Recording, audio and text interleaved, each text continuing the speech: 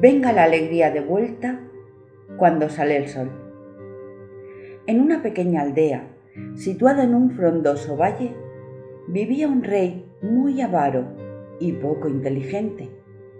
En el poblado le llamaban el rey bobo, porque nunca era capaz de tomar decisiones inteligentes a no ser que le aportaran grandes beneficios económicos para llenar sus arcas. Un día llegó al poblado un extraño y peculiar personaje, cargado de grandes presentes para el rey. Después de alabar de forma exagerada al monarca, le contó que venía de unas tierras lejanas donde había conseguido plantar nubes en el cielo, consiguiendo que un desierto fuera una tierra fértil y próspera, por lo que los hombres del lugar ahora eran grandes y acaudalados propietarios. El rey, asombrado, le preguntó: ¿Y qué más? ¿Qué más? ¿Qué más sabes hacer?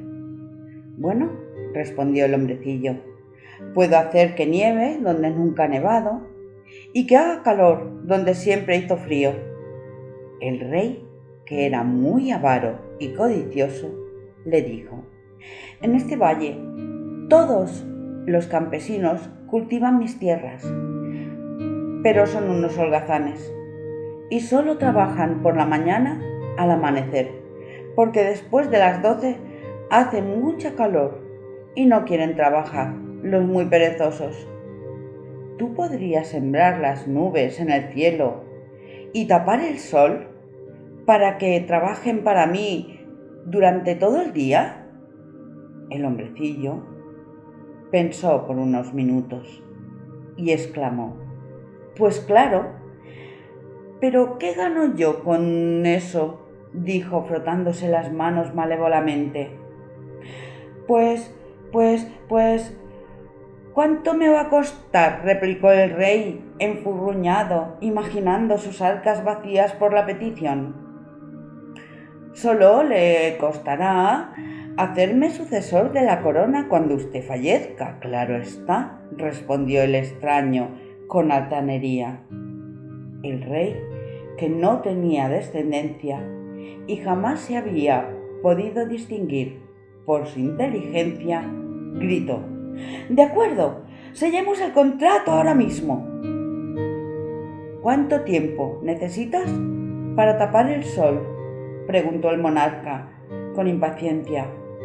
«En una semana el sol ya no calentará y todos los días amanecerá nublado», respondió el hombrecillo. «Bien», dijo el rey, «haré que mis trabajadores trabajen todas las horas del día. Pondré a mis guardias a vigilarlos y ganaré mucho dinero por la doble producción». Una semana después, el cielo estaba lleno de nubes tan espesas y tupidas que parecía que no había amanecido.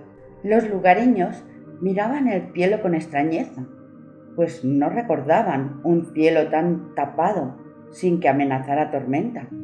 Aun así, vieron llegar a los guardias del reino, que les comunicaban las nuevas leyes del lugar, los nuevos horarios de trabajo y las penas de cárcel si éstas no se cumplían. La muchedumbre protestó por el comunicado, pero les advirtieron que si eran encarcelados por incumplimiento, ningún miembro de la familia recibiría el mísero salario que el rey les daba para alimentar a los suyos, y estarían condenando a su prole a la miseria más absoluta.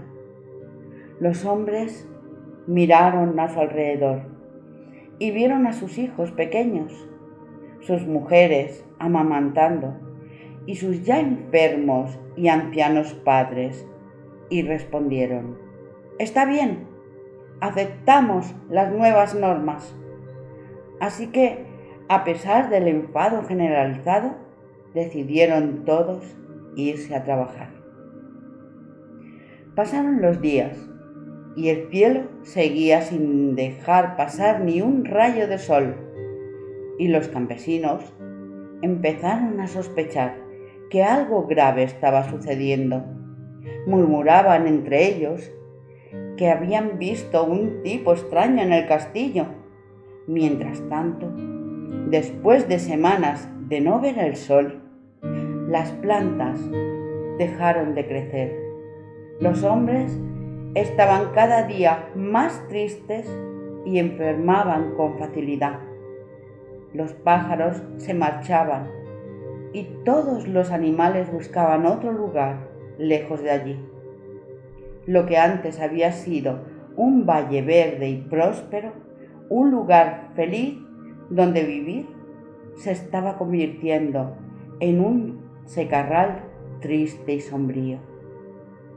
Agotados y hundidos por las trágicas consecuencias de las nuevas normas y cansados de no ver el sol, se reunieron en secreto para encontrar una solución. «Yo digo que tomemos el castillo», decían los más intrépidos. Otros opinaban que la violencia no les iba a devolver el sol. Y un anciano propuso: «Debemos ver primero qué es lo que está provocando este fenómeno tan extraño y preguntarnos desde cuándo sucede esto». Algunos alzaron la voz: «Desde que está ese tipo extraño en el castillo, ha dejado de brillar el sol».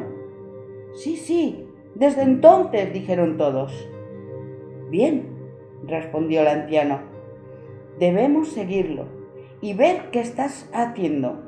No podemos acusar a nadie sin antes tener pruebas de ello». Un muchacho muy espabilado propuso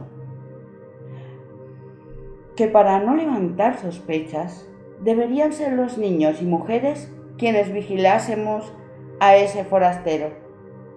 ¿No os parece? Todos estuvieron de acuerdo y se turnaron para ello. Pasados 2 días se volvieron a reunir para que cada cual explicara lo que había averiguado.